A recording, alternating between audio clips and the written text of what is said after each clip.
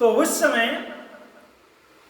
राजोवाच, महाराज पारीक्षित श्री सुखदेव जी महाराज से प्रश्न करते हैं, क्योंकि जहां जहां पर श्रीमद् भागवत पुराण की कथा पारीक्षित को समझ में नहीं आती थी, तुरंत उधर पर प्रश्न करते थे, पूछते थे महाराज पारीक्षित श्री सुखदेव जी से, क्योंकि श्रीमद् भागवत पुराण की कथा के बारे में कहा गया श्रोता प्रष्टा वक्ता, ये तीनों को पवित्र कर देने वाली कथा है श्रीमद् भागवत पुराण की कथा। श्रोता अर्थात सुनने वाला, प्रष्टा अर्थात कथा के संदर्भ में प्रश्न करने वाला, और वक्ता कथा कहने वाला, वक्ता बोलने वाला। तो ये तीनों प्रकार के लोगों को पवित्र करती है, श्रोता प्रष्टा और वक्ता। तो ठीक है, उस समय महाराज पारीक्षित श्री सुखदेव जी महाराज से प्रश्न करते हैं, महाराज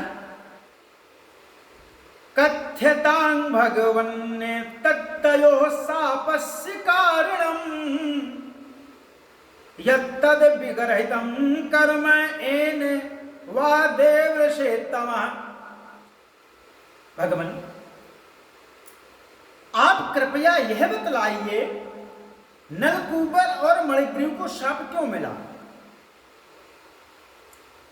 उन्होंने ऐसा कौन सा निंदित कर्म किया था, ऐसा कौन सा बुरा कर्म किया था जिसके कारण परम शांत देवर्षि नारद जी को क्रोध आ जाता है?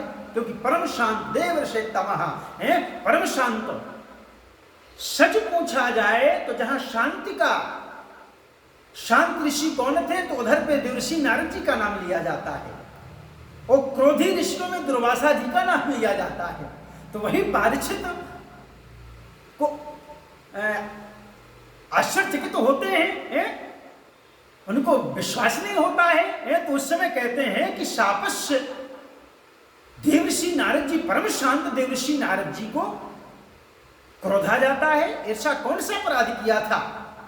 क्योंकि शांत में नारद जी महाराज का नाम लिया जाता है शांत ऋषियों में, और क्रोधी ऋषियों में दुर्वासा जी का नाम आता है। तो वही तो पारीक्षित जी कहते हैं, परम शांत देवर्षि नारद जी को क्रोध क्यों आया, शाप क्यों दिया, कारण क्या था? सुखदेव जी महाराज कहते हैं, पारीक्षित रुद्रस्यानुचरौ भूत्वा सुव्रतौ धनतात्मजौ कैलाशोपवने रम्ये मंदाकिन्यां मदोत्कटौ। पारीक्षित नलकूबर और मणिग्रीव, ये दोनों एक तो धनाध्यक्ष अर्थात जो धन का अध्यक्ष है, धन का मुखिया है, धन का राजा है। क्योंकि जहां पर धनवान का नाम लिया जाता है तो उस समय कुबेर का नाम आता है। हम आप लोग बातों बातों में नहीं कह देते हैं, अरे कुबेर नहीं हो तुम, जाने हो मेरे कुबेर, अर्थात जाने हो मेरे धनवान, कुबेर नहीं हो तुम। तो धनाध्यक्ष, जहां धन के पति का नाम आता है, धनवानों का नाम आता है, तो उस समय कुबेर का नाम लिया जाता है। तो रुद्रस्यानुचरौ भूत्वा सुदत्तौ धनदात्मजौ। सुखदेव जी कहते हैं, पारीक्षित एक तो नलकूबर और मणिग्रीव, ये दोनों धनाध्यक्ष कुबेर के लाडले लड़के थे। धनाध्यक्ष देवताओं का जो धन का अध्यक्ष होता है, जिसका नाम कुबेर है, एक तो धनाध्यक्ष कुबेर के लाडले लड़के थे, और दूसरी इनकी गिनती हो गई थी रुद्र भगवान के अनुचरों में। रुद्रस्यानुचरौ भूत्वा, भगवान रुद्र के अनुचरों में। इससे इनका घमंड और बढ़ गया था। सच कहा गया है, बातुल भूत विबस मतवारे, ते नहीं बोलहि बचन विचारे, नहीं को अस जन्म्यौ जग माही, प्रभुता पाय काय मद नाही। इसलिए रुद्रस्यानुचरौ भूत्वा, सुदत्तु दनतात्मजौ, इसलिए इनका घमंड और बढ़ गया था। प्रभुता पाय काय मद नाही, हैं? कुबेर के पुत्र, लाडले पुत्र, और फिर रुद्र भगवान के अंचलों में गिनती हो गई थी, इसलिए इनका घमंड और बढ़ गया था। एक समय की बात है, कैलाशो पवने रम्य मंदा किन्या मदोत्कटौ। एक दिन वे दोनों, कौन? नलकूबर और मणिग्रीव, मंदाकिनी के तट पर कैलाश के रमणीय उपवन में वारुणी मदिरां पीत्वा, वारुणी मदिरा पीकर मदोन्मत्त हो गए थे, अर्थात मस्त हो रहे थे। मदा घृणित लोचनौ, नशे के कारण उनकी आंखें घूम रही थीं, अर्थात नशे में बहुत ही मदहोश हो गए थे, नशे में धुत हो गए थे। स्त्री जनैरनुगायधिष्ये ऋतु पुष्पिते वने, बहुत सी स्त्रियां उनके साथ गा बजा रही थी और वे पुष्पों से लदे हुए वन में उनके साथ विहार कर रहे थे। कौन? नलकूबर और मणिग्रीव। उस समय गंगा जी में पात के पात कमल खिले हुए थे, पात के पात कमल खिले हुए थे। वे स्त्रियों के साथ जल के भीतर प्रवेश हो जाते हैं, घुस गए, और जैसे हाथियों का जोड़ा हथनियों के साथ जल क्रीड़ा कर रहा हो, वैसे ही वे उन युवतियों के साथ तरह तरह की क्रीड़ा करने लगे। कौन? नलकूबर और मणिग्रीव। पारिच्छित यदच्छया चा देवर्षिर भगवांस्तत्र कौरव अपश्य नारदो देवौ क्षीवाणौ समबुद्धते। संयोगवश उधर से परम समर्थ देवर्षि नारद जी का आगमन होता है, अर्थात देवर्षि नारद जी अचानक निकल पड़े। उन्होंने उन यक्ष युगों को देखा, नलकूबर और मणिग्रीव को देखा, समझ लिया ये इस समय मतवाले हो रहे हैं, क्योंकि मनुष्य के मन की परीक्षा आहार विहार से हो जाती है, आहार विहार से हो सकती है। तो उस समय देवर्षि नारद जी, तत्वदर्शी ऋषि नारद है, उस समय नारद जी ने समझ लिया कि ये समय मतवाले हो रहे हैं और इन्हें किसी चीज का होश भी नहीं है। और कहा भी गया है, बातुल भूत बेबस मतवारे, ते नहीं बोलहि बचन विचारे। बातुल भूत बेबस मतवारे, ते नहीं बोलहि बचन विचारे।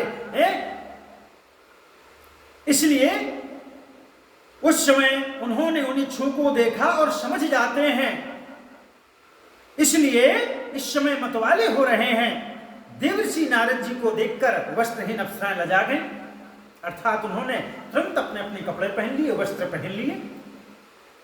इसके बाद शाप के डर से उन्होंने तो अपने अपने कपड़े झटपट पहन लिए, परंतु इन यक्षों ने, नलकूबर और मणिग्रीव ने कपड़े नहीं पहने, क्योंकि नशे में मतवाले हो रहे थे। जब देवर्षि नारद जी ने देखा ये देवताओं के पुत्र होकर और स्त्री मद से अंधे हैं, तीसरी बात मदिरा पान करके उन्मत्त हो रहे हैं, तीन तीन गुण जुड़े हुए हैं? स्त्री मद से अंधे अर्थात लक्ष्मी के अहंकार से, और मदिरा पान करके उन्मत्त हो रहे हैं, इसलिए इनको शाप देना चाहिए। क्योंकि बंधुओं, महानुभाव, देवियों, भक्ति में 5 प्रकार के कंटक बतलाए गए हैं। हम आप लोग भक्ति क्यों नहीं कर पाते हैं, ईश्वर का साक्षात्कार क्यों नहीं हो पाता है? क्योंकि 5 प्रकार के भक्ति में कंटक बताए गए हैं। जाति विद्या महत्वम च रूप यौवन में च। जाति का अभिमान, अरे मैं तो ब्राह्मण कुल में जन्मा हूं, क्षत्रिय कुल में जन्मा हूं, मुझे भक्ति करने की क्या आवश्यकता है, प्रभु की आराधना करने की क्या आवश्यकता है? जाति का अभिमान। विद्या, मैं तो बहुत विद्वान हूं, मैं तो बहुत ज्ञानी हूं, मुझे भक्ति करने की क्या आवश्यकता है? रूप, मैं तो बड़ा सुंदर हूं, मुझे भक्ति करने की क्या आवश्यकता है, मैं तो बहुत सुंदर हूं, पहलवान हूं, इस प्रकार मेरी तो बड़ी ख्याति है। जाति विद्या महत्तम च रूप यौवन में वचो, इस प्रकार से 5 प्रकार के भक्ति में कंटक बतलाए गए हैं। यही बाधक हैं, सबसे बड़े बाधक हैं। तो उस समय तौ दृष्ट्वा मदिरा मत्तौ श्रीमदान्धौ सुरात्मजौ, क्योंकि इस समय ये देवताओं के पुत्र होकर श्रीमद से अंधे हैं, नंबर 1। और दूसरी बात, मदिरापान करके उन्मत्त हो रहे हैं, इसलिए इनको शाप देना चाहिए, दंड देना चाहिए। क्योंकि श्रीमद् भागवत पुराण की कथा भगवतः इत्तम भगवतः प्रोक्तम, श्रीमद् भागवतम, श्रीमद् अर्थात लक्ष्मी का अहंकार जिसको है, वो श्रीमद् भागवत पुराण की कथा श्रवण करने से वो अहंकार नष्ट हो जाता है, दूर हो जाता है। जो श्री लक्ष्मी के द्वारा, अहंकार के द्वारा, लक्ष्मी के द्वारा लोग पाप करते हैं, कहा गया है ना कि विद्वान, श्रेष्ठ विद्वान वही है जो अपनी विद्या से सभी का सदुपयोग करता है, अर्थात सभी को लेके चलता है। ये नहीं कि मैं विद्वान हूं तो छोटे मोटे विद्वानों को रहने ना दो, क्योंकि विद्या पढ़ी जाती है किसी को दुख देने के लिए, सुख देने के लिए। धन एकत्रित किया जाता है, धन कमाया जाता है किसी को दुख देने के लिए नहीं, सुख देने के लिए। तो इसलिए श्रीमद् भागवतम, श्रीमद् भागवत पुराण की कथा लक्ष्मी के अहंकार को भी नष्ट करती है, ऐसी श्रीमद् भागवत कथा है, इसलिए इसका नाम श्रीमद् भागवत पुराण पड़ा।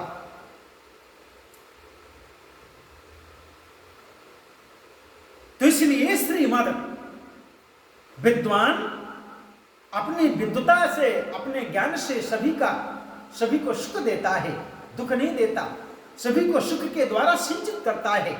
उसी प्रकार धनवान श्रेष्ठ वही है जो अपने धन के द्वारा सभी लोगों को सुख दे, दुख नहीं, सुख देना चाहिए।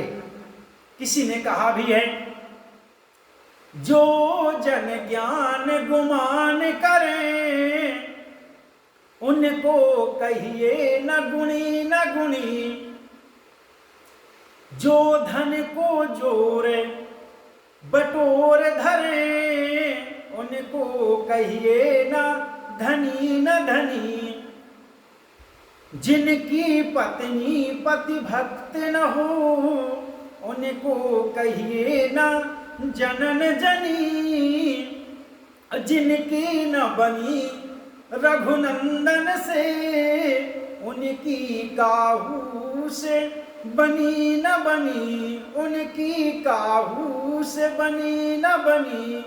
तो समय तौ दृष्ट्वा मदिरामत्तौ श्रीमदान्धौ सुरात्मजौ, तयोरनुग्रहार्थाय शापं दास्यनिधं जगौ।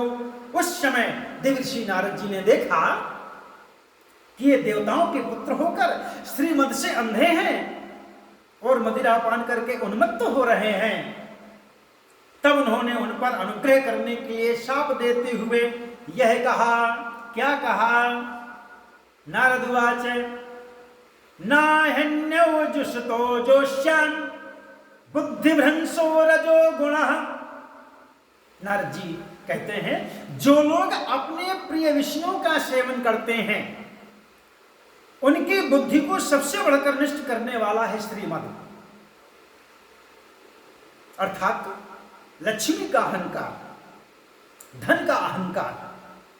इसलिए धन संपत्ति का नशा, हिंसा आदि रजोगुणी कर्म और कुलीनता आदि का अभिमान भी उससे बढ़कर बुद्धिभ्रंशक नहीं है जितना श्रीमद का और स्त्री का और मदिरा का। क्योंकि लक्ष्मीवान व्यक्ति को और विद्वान व्यक्ति को, वैसे तो सभी को आवश्यकता है, इन दो लोगों को भक्ति करने की बहुत ज्यादा आवश्यकता है। इसलिए कि उसका श्रीमदन्ते मदात्मजौ, क्योंकि इनको ये हमेशा याद रखना चाहिए, बार बार मनन करना चाहिए कि मेरे योग्यता से, मेरे ज्ञान से किसी का अहित ना हो और धनवान को कि मेरे धन के द्वारा किसी का अहित ना हो, हित ही हो।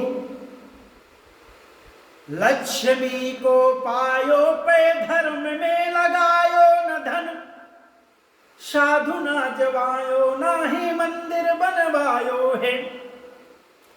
कूप ना खुदाए बंधाए न ताल पोखरी हो, दान दीनो ना दवायो दान कीनो ना करायो है। तो कहत राम प्रसाद ऐसे सोमनोगन को, सर्प ना बनायो वृथा ही द्रव्य गमायो है। तो ना हिन्यो जिसतो जो श्यान बुद्धि भ्रंशो रजो गुणा। तो उस समय नारद जी अनुग्रह करने के लिए, क्योंकि सत्संग और भगवान की कथा,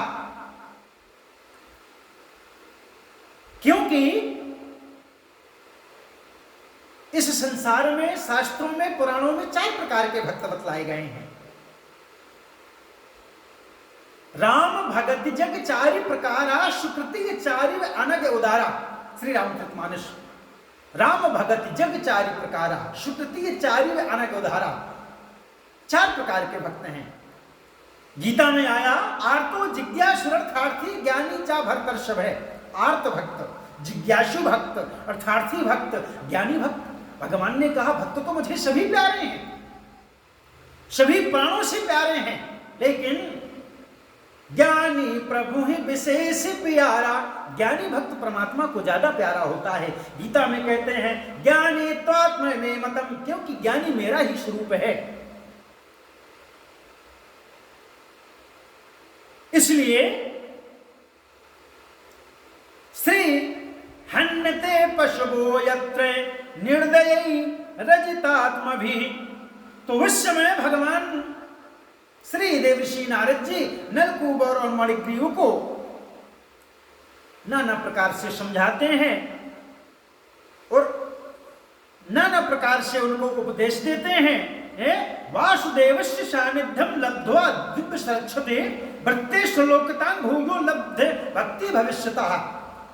देखो तो सही कितना अनर्थ है कि ये लोकपाल कुबेर के पुत्र होने पर भी मदोन्मत्त होकर अचेत हो रहे हैं, और इनको इस बात का भी पता नहीं है कि हम बिल्कुल निवस्त्र हैं। इसलिए ये दोनों अवृक्ष योनि में जाने के योग्य हैं। इसलिए ये दोनों अवृक्ष योनि में जाने के योग्य हैं। इसलिए जाकर तुम वृक्ष हो जाओ, वृक्ष योनि में जाओ, दोनों वृक्ष हो जाओ। इस प्रकार से शाप दिया। ऐसा होने से इन्हें फिर इस प्रकार का अभिमान कभी नहीं होगा। ऐसा होने से इन्हें फिर इस प्रकार का अभिमान कभी नहीं होगा, और वृक्ष योनि में जाने पर भी मेरी कृपा से इन्हें भगवान की स्मृति बनी रहेगी, और मेरे अनुग्रह से देवताओं के 100 वर्ष बीतने पर इन्हें भगवान श्री कृष्ण का सानिध्य प्राप्त होगा, और फिर भगवान के चरणों में परम प्रेम प्राप्त करके अपने लोक में चले जाएंगे। इस प्रकार से शाप भी दे दिया और निदान भी दे दिया, अर्थात उद्धार भी बता दिया किस प्रकार से उद्धार भी होगा। उस समय श्री सुखदेव जी महाराज कहते हैं पारीक्षित, एव मुक्त्वा सदेवर्षिर गतो नारायणाश्रमम् नलकूबर मणिग्रीवा वासुतोर्यमलार्जुनौ। देवर्षि नारद, पारीक्षित, देवर्षि नारद इस प्रकार कहकर भगवान नर नारायण के आश्रम पर चले गए, क्योंकि भगवान देवर्षि नारद जी का आश्रम कहाँ? नर नारायण के आश्रम में, क्योंकि हमेशा नारायण नाम का ही संकीर्तन करते हैं, नारायण नाम का ही स्मरण करते हैं, क्योंकि इस संसार में केवल भगवान का नाम ही श्रेष्ठ है। कुछ प्रपंचियों ने, पाखंडियों ने तो श्रीमद् भागवत पुराण की कथा को बताते ही नहीं है, सुनाते ही नहीं है, क्योंकि अपनी कथा बताते हैं। इसलिए भगवान नाम का, भगवान के नाम का ही संकीर्तन श्रेष्ठ है। कहा भी गया है, हरिणामेव हरिणामेव हरिणामेव केवलम कलौ नास्तेव नास्तेव नास्तेव गतिरन्यथा। इसलिए मेरे विचार से तो हर व्यक्ति को भागवत कथा पढ़ना चाहिए, क्योंकि हर व्यक्ति को ज्ञान होना चाहिए, कथा मालूम होना चाहिए कि हमारे शास्त्र पुराणों में भरा क्या पड़ा हुआ है, ये लिखा क्या है। इसलिए हर व्यक्ति को कथा पढ़नी चाहिए ज्ञान अर्जित करने के लिए, क्योंकि मालूम होना चाहिए कि हमारे ग्रंथों में, सदग्रंथों में, हमारे धर्म ग्रंथों में क्या लिखा है। क्योंकि आजकल वक्ता अपनी कथा ज्यादा, अपने बारे में अपनी कथा ज्यादा बतलाते हैं। भागवत की कथा या कृष्ण की कथा, राम की कथा नहीं बतलाएंगे। इसलिए और ये कथा दुर्लभ है। सतसंगति अरु हरि कथा जग में दुर्लभ दोए, सुतदाराय अरु लक्ष्मी पापी के घर होए। सतसंगति अरु हरि कथा जग में दुर्लभ दोए, सुतदारा अरु लक्ष्मी पापी के घर होए। सत्संग और भगवान की कथा। सत्संग क्या है? सदग्रंथों का अवलोकन करना, सत्पुरुषों के सानिध्य में रहना, सतमार्ग पर चलना, ये सभी सत्संग के अंतर्गत आते हैं। तो सत्संगति अरु हरि कथा, सत्संग और भगवान की कथा संसार में दुर्लभ है। सुत दारा अरु लक्ष्मी, सुत लड़का, बच्चा, स्त्री, पत्नी, पापी के घर हो, ये तो पापी के घर में भी हो सकते हैं, लेकिन सत्संग और भगवान की कथा ये नहीं हो सकती। इसलिए हर व्यक्ति को सत्संग करना चाहिए और भगवान की कथा श्रवण करना चाहिए। यदि नहीं श्रवण कर सकता है तो पढ़ना चाहिए, सदग्रंथों का अवलोकन करना चाहिए। इसलिए हर व्यक्ति को, और फिर तो ऐसा है कि चाहे 18 पुराण पढ़ लो, चाहे 6 शास्त्र पढ़ लो, चाहे 4 वेद पढ़ लो, अंत में राम ही कहना पड़ेगा, कृष्ण ही कहना पड़ेगा। चारों वेद ढंढोरे के अंत कहोगे राम, सूरज जब पहले कहो इतने ही में काम। एवं मुक्त्वा सदेवर्षिर्गतो नारायणाश्रमम्, नलकूबर मणिग्रीवा वासुतुर्यमूलार्जुनौ। उस समय देवर्षि नारद जी इस प्रकार से कहकर भगवान नारायण के आश्रम पर चले गए। नलकूबर और मणिग्रीव दोनों एक ही साथ अर्जुन वृक्ष होकर यमलार्जुन के नाम से प्रसिद्ध होते हैं। भगवान श्री कृष्ण ने अपने परम प्रेमी भक्त देवर्षि नारद जी की बात सिद्ध करने के लिए धीरे धीरे उखल घसीटते हुए उसी ओर प्रस्थान किया जिधर पर यमलार्जुन के वृक्ष थे। भगवान ने सोचा, देवर्षि नारद जी मेरे अत्यंत प्यारे हैं और ये दोनों भी मेरे भक्त कुबेर के लड़के हैं, अर्थात ये भी प्यारे हैं। इसलिए महात्मा नारद जी ने जो कुछ कहा है उससे मैं ठीक उसी रूप में पूरा करूंगा। मृषा न हो यह देवर्षि वाणी है, इसलिए जैसा मेरे भक्त नारद जी ने कहा है मैं उसे अवश्य पूरा करूंगा, उसे मैं ठीक उसी रूप में पूरा करूंगा। यह विचार करके भगवान श्री कृष्ण दोनों वृक्षों के बीच में घुस गए, क्योंकि इस प्रकार से यमलार्जुन वृक्ष हुए थे गोकुल में। यह विचार करके भगवान श्री कृष्ण दोनों वृक्षों के बीच में घुस जाते हैं और वे दूसरी ओर निकल पड़े, वृक्ष से इस ओर निकल पड़े, परंतु उखल टेढ़ा होकर वृक्ष में अटक जाता है। उन्होंने अपने पीछे लुढ़कते हुए उखल को जे ही तनिक से जोर से खींचा तो ही पेड़ों की सारे जड़ उखड़ गई। समस्त बल विक्रम के केंद्र भगवान का तनिक सा जोर लगते ही पेड़ों के तने, शाखाएं, छोटी छोटी डालियां, एक एक पत्ते कांप उठे और वे दोनों बड़े जोर से तड़तड़ाते हुए पृथ्वी पर गिर पड़े। कौन? यमलार्जुन वृक्ष। उन दोनों वृक्षों में से अग्नि के समान तेजस्वी 2 सिद्ध पुरुष निकले बंधुओं। उनके चमचमाते हुए सौंदर्य से दिशाएं दमक उठी। उन्होंने संपूर्ण लोकों के स्वामी भगवान श्री कृष्ण के पास आकर उनके चरणों में सिर रखकर प्रणाम किया, हे गोविंद, हे परमात्मा, और हाथ जोड़कर शुद्ध हृदय से वे उनकी इस प्रकार स्तुति करने लगे। क्योंकि हमारे शास्त्रों में प्रणाम करने से, नमस्कार करने से, अभिवादन करने से 4 चीजें बढ़ जाती हैं। शास्त्रों में कहा गया अभिवादनशीलस्य नित्यं वृद्धोऽपि सेविनः चत्वारि तस्य वर्धन्ते आयुर्विद्या यशोबलम्। अभिवादन करने से, प्रणाम करने से 4 चीजें बढ़ जाती हैं, आयु, विद्या, यश और बल। तो उस समय भगवान श्री कृष्ण को वे दोनों तेजस्वी पुरुष जो वृक्ष से निकले, हाथ जोड़कर शुद्ध हृदय से इस प्रकार स्तुति करने लगे।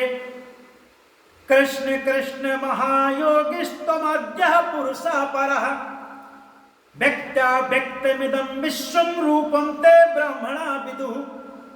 हे सच्चिदानंद स्वरूप परमात्मा गोविंद, सबको अपनी ओर आकर्षित करने वाले परम योगेश्वर श्री कृष्ण, क्योंकि कृष्ण उसी का नाम है। कृष्णम आकर्षित इति सः कृष्णः, जो दूसरों को आकर्षित करे, दूसरों के मन को प्रभावित करे, आकर्षित करे, उसी का नाम तो कृष्ण है। हैं? आप प्रकृति से अतीत स्वयं पुरुषोत्तम हैं गोविंद, पुरुषों में उत्तम है गोविंद। और व्यक्ता व्यक्तमिदं विश्वम रूपम ते ब्राह्मणा विदुः, वेदज्ञ ब्राह्मण यह बात जानते हैं। नलकूबर और मणिग्रीव इस प्रकार से स्तुति कर रहे हैं भगवान श्री कृष्ण की। वेदज्ञ ब्राह्मण यह बात जानते हैं कि यह व्यक्त और अव्यक्त संपूर्ण जगत आपका ही है, हम आपके हैं, यह संसार आपका है, सब कुछ आपका ही है, आप में ही सब कुछ विराजमान है गोविंद। आप ये समस्त प्राणियों के शरीर प्राण अंतःकरण इंद्रियों के स्वामी हैं। नाना प्रकार से देवर्षि भगवान नारद के परम अनुग्रह से हम अपराधियों को आपका दर्शन प्राप्त हुआ, क्योंकि सुभाषित रत्न भांडाकार में कहा गया, बंधुओं, महानुभाव, देवियों, ये 5 चीजें दुर्लभ हैं। कौन कौन सी? कौन कौन सी दुर्लभ हैं? जनकः पंचमश्चैव जकारः पंच दुर्लभा, जननी जन्म भूमिश्च जाह्नवी च जनार्दनः। जनकः पंचमश्चैव जकारः पंच दुर्लभा, जननी जन्म भूमिश्च जाह्नवी च जनार्दनः। जनकः पंचमश्चैव जकारः पंच दुर्लभा, जननी अर्थात मां, जिसने हम आपको जन्म दिया है अपने गर्भ से, पेट से। जननी जन्मभूमि से, ये पृथ्वी मां। जननी जन्मभूमि से स्वर्गादप करियसी, क्योंकि जननी मां और जन्मभूमि से, ये पृथ्वी मां स्वर्ग से भी बढ़कर है। तो जननी जन्मभूमि से, जन्मभूमि। जाह्नवी च जनार्दनः, जाह्नवी अर्थात गंगा जी, जनार्दन अर्थात भगवान। जनकः पिता, पंचमश्चैव जकारः पंच दुर्लभा, ये 5 चीजें दुर्लभ हैं, हर व्यक्ति को नहीं मिल सकती, और जिसको ये मिल गई वो भाग्यवान है, साक्षात देव है, महापुरुष है। इसलिए हे देवर्षि नारद जी, भगवान नारद जी के आपके अनुग्रह से हम अपराधियों को आपका दर्शन प्राप्त हो गया, क्योंकि हम बड़े पापी थे, अपराधी थे, तभी तो नारद जी के माध्यम से आपका साक्षात्कार हुआ गोविंद, आपकी कृपा प्राप्त हुई प्रभु। हे प्रभु, वाणी गुणानुकथने श्रवणौ कथायाम हस्तौ च कर्मसु मनस्तव पादयोर्नः स्मृत्यांसरस्तव निवास जगत् प्रणामे दृष्टि सतां दर्शनेस्तु भवत्यनूनाम। वाणी गुणानुकथने श्रवणौ कथायाम। नलकूबर और मणिग्रीव भगवान श्री कृष्ण की स्तुति कर रहे हैं, प्रार्थना कर रहे हैं।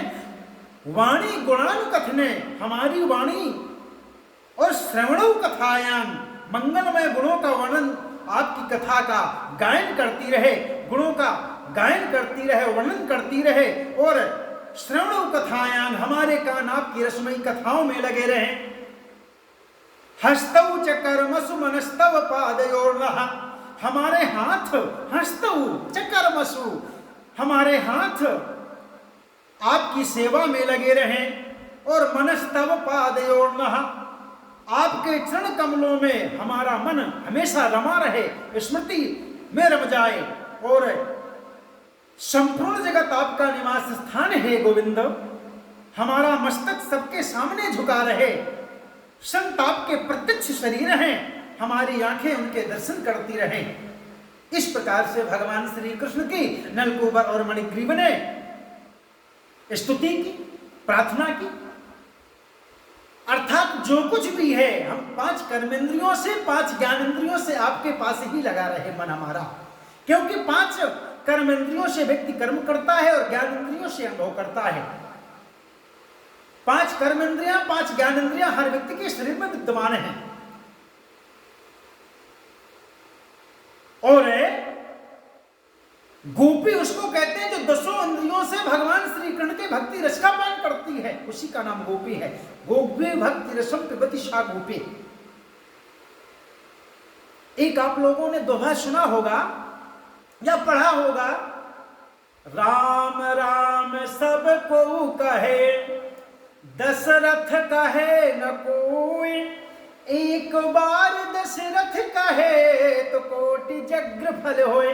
राम राम सब कोई कहे दशरथ कहे न कोई। तो दशरथ भगवान श्री राम के पिता का संदर्भ नहीं है, पिता से ताल्लुकात नहीं है, धर्म में पिता से मतलब नहीं है। दशरथ कहे न कोई, इन 10 इंद्रियों से कोई एक बार राम नाम नहीं कहता, और यदि 10 इंद्रियों से एक बार भी राम का नाम उच्चारण कर ले तो कोटि जग्र फल होए, करोड़ों योगों के समान उसको फल मिलता है।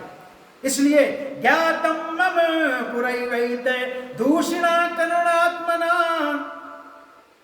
इसलिए उसी का नाम गोपी है। गोपी भक्ति रसम पिबति सा गोपी, जो 10 इंद्रियों से भगवान श्री कृष्ण के भक्ति रस का पान करती है, उसी का नाम गोपी है। तो नाना प्रकार से भगवान श्री कृष्ण की, गोविंद की, नलकूबर और मणिग्रीव स्तुति किया। अर्थात एड़ी से चोटी तक 5 कर्मेंद्रियां 5 ज्ञानेंद्रिय, ये सारा शरीर हमारा आपके चरणों में लगा रहे। क्योंकि जब हम साष्टांग दंडवत गिरते हैं ना, तो 8 अंगों द्वारा भगवान श्री कृष्ण की स्पर्श होता है, भक्ति होती है। लट्ठा तारे भूतल परिमल कुटकी नाई, साष्टांग दंडवत जब भगवान के या महापुरुष के या गुरु के चरणों में गिरते हैं ना, साष्टांग दंडवत प्रणाम करते हैं। ये सभी चीजें भक्ति के अंतर्गत आती हैं, उन्हीं का नाम नौदा भक्ति है। नौदा भक्ति क्या है? परम भक्ता सबरी जी से भगवान श्री राम ने बतलाया, नौदा भक्ति का उपदेश दिया। कहा भी गया, प्रथम भगति संतन कर संगा, दूसरी रति मम कथा प्रसंगा, गुरुपद पंकज सेवा, तीसरी भगति यमान, चौथी भगति मम गुण गण, करई कपट तजिगान, मंत्र जाप मम दृढ़ विश्वासा, पंचम भजन सुवेद प्रकाशा, छठदम शील विरति बहु कर्मा, निरत निरंतर सज्जन धर्मा, सातम सम मोहिमय जग देखा, मोते संत अधिक करि लेखा, आठम जथा लाभ संतोषा, सपने नहीं देखे पर दोषा, नवम सरल सब सन छलहीना, मम भरोसा ही हरस न दीना, नवमा एक जिनके होई, नारी पुरुष सचराचर कोई। ये तो नौदा भक्ति का उपदेश भगवान श्री राम ने सबरी जी के सम्मुख दिया। तो उस समय ये सारी भक्ति के अंतर्गत आती हैं।